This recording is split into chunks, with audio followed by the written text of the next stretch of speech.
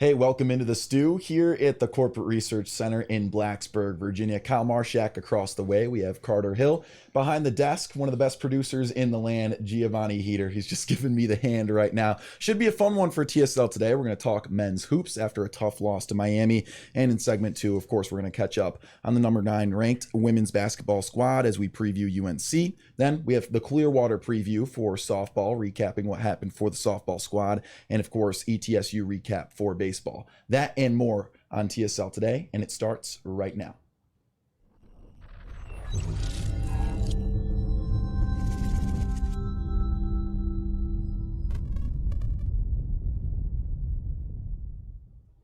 We welcome you back into the stew today. All right, so we have baseball. Carter Hill, welcome onto the set.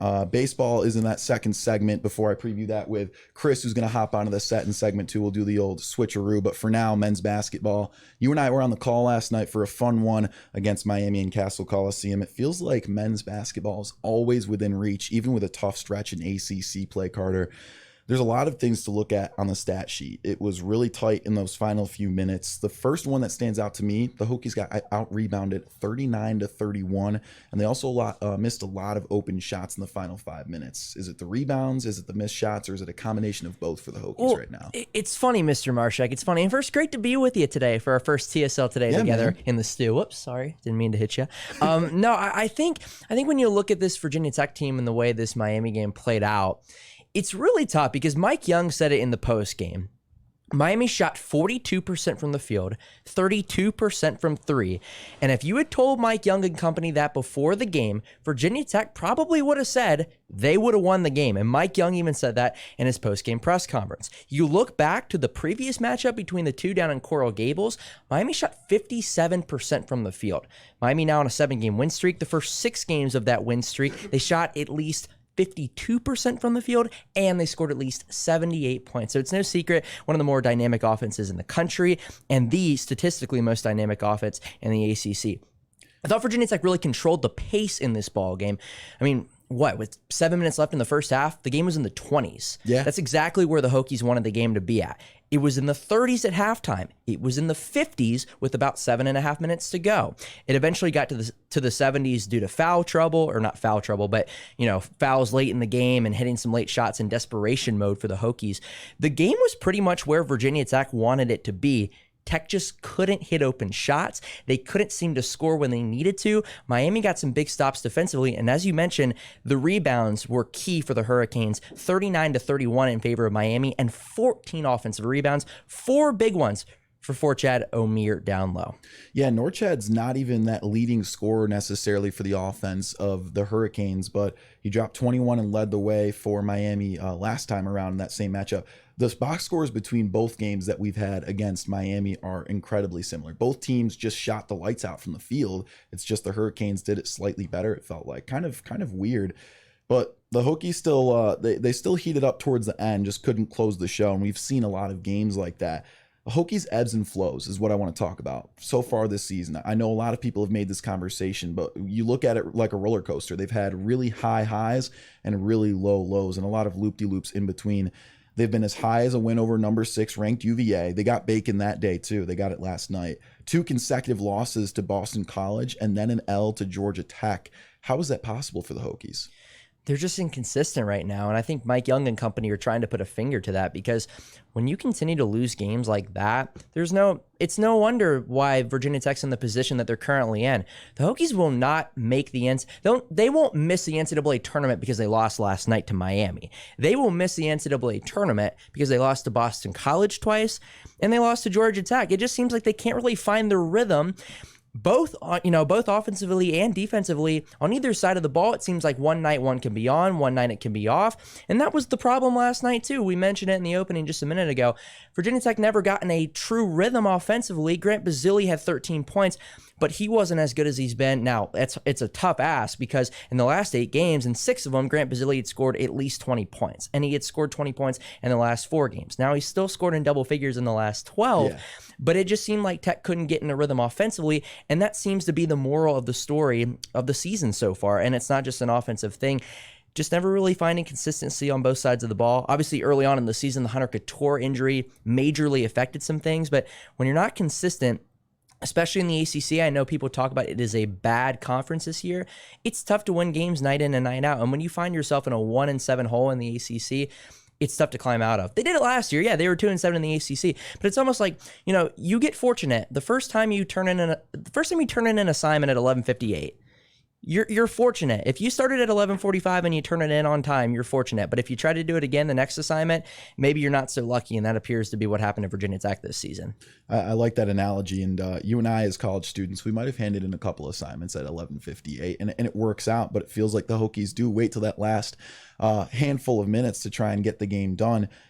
You touched on it earlier, the pace. Hurricanes are a fast team. The Hokies like to run a slow offense. You could not pick a pace between the two teams, it felt like. Well, it was more so, too. Virginia Tech wanted to go slow last night because they wanted to limit Miami offensively. Yeah. I mentioned their numbers in the past 6 games. I mean, they're dynamic. Their guard play is fantastic. Arguably, maybe the best 1-2 punch at the guard position in the country, with Isaiah Wong at the top and then Nigel Pack at the 2 position, the Kansas State transfer. So they're really, really good. So Virginia Tech really wanted to slow the pace down, and by doing that, that was going to give them the major advantage, and it did give them a major advantage. They just couldn't take advantage of it offensively. And when you're trying to limit an offense like that Miami has, that's how you have to play. We talked about it during the broadcast, Kyle. It was very interesting to watch because you could definitely tell how well the game ebbed and flowed. You could tell when the pace was picking up in the favor of the Hurricanes, and you could tell when it was favoring the Hokies as well, based on how slowly Virginia Tech was running their offense, or how quickly Miami wanted to run, I should say. They're one of the more athletic teams in the country, and they can definitely push the pace offensively, which is what Virginia Tech wanted to limit. Miami probably, in my opinion, and I know this is kind of going off on a tangent, in my opinion, I think the Hurricanes are the best equipped team to not only go on a run to win the ACC tournament in Greensboro, but go on a run in the NCAA tournament. And I think they showed that last night by how well they can run it offensively and how well they can push the pace. You and I were chatting about the bubble picture in the ACC. There are pretty much a strong dichotomy between the teams. There are teams that are in, and then there are teams that are on the outside looking in. Those two teams that are kind of on the outside looking in, what you could say the extended bubble picture right now, are Syracuse and Virginia Tech. I feel like Virginia Tech might be exiting even that category after another loss last night. Would you agree with that? Yeah, I mean, I don't think there's any way now Virginia Tech can get into the NCAA tournament without winning the ACC again. And it's going to be much different than last year, because in all likelihood, Virginia Tech is guaranteed to finish with a losing record in conference play. That means they will probably play on day 1 of the ACC tournament. They're going to have to win 5 games in 5 days to win the ACC, and a competitive ACC at that. So the at-large hopes for Virginia Tech when it comes to the NCAA tournament are all but out the window at this point. And I just think it's going to be really, really tough for the Hokies at this point. I can't really speak to Syracuse. Maybe you could talk about that a little bit more. But I think the bubble picture right now for the ACC, on the outside looking in, that still has a shot to get in, North Carolina. And quite frankly, Carolina probably shouldn't even be on the bubble. They don't have a single quad 1 win. But because they have the name North Carolina, they find themselves in like the first 4 out, according to Joe Lunardi. The Tar Heels are on the outside looking in. Clemson was in the field. But when you lose to Louisville, that's going to make you exit the field. Yeah. So they're going to have to get back into it. And then Wake Forest is waiting in the wings as well. So it should be interesting. But I think Virginia Tech is done from an at-large standpoint. And I think it's going to take a lot for Syracuse to get back into it. I would say the 3 on the bubble right now for the ACC: Carolina, Clemson, Wake Forest. I like that. And that brings up 2 points, too, when you talk about ACC standings. First of all, you look ahead to the ACC tournament. Men's basketball for Virginia Tech, they will probably have to play 5 games in a row. But is there a hope that they skip up to that 9 seed in any chance? I mean, if they win out, do you think there's a world where they possibly steal that away from, let's say, North Carolina? Well, the problem is here, let's pull up the standings. This is live radio right here, even though we're not live. So we'll pretend it is.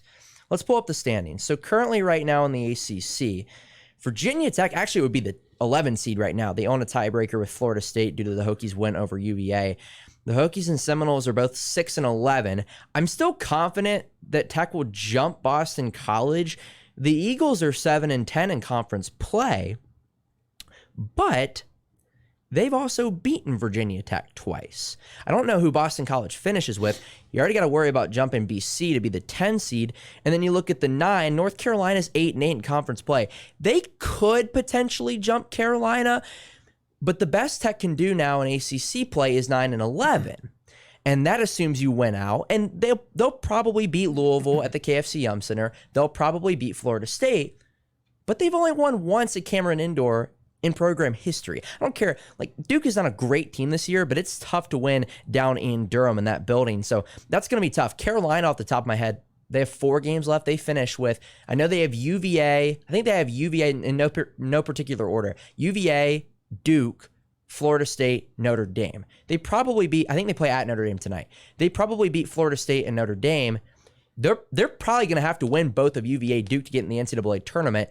But to stay in that top 9 for the ACC tournament, if they can win one, definitely 2 of those games, they're going to be locked in. So the Hokies really got to hope that the Tar Heels kind of fall off. And I'm not even talking about from an NCAA tournament standpoint. If they want to play on day 2 guaranteed, they kind of got to hope that the Tar Heels slip up over the next 2 weeks. Yeah, and speaking of the Tar Heels, you mentioned it just a few minutes ago.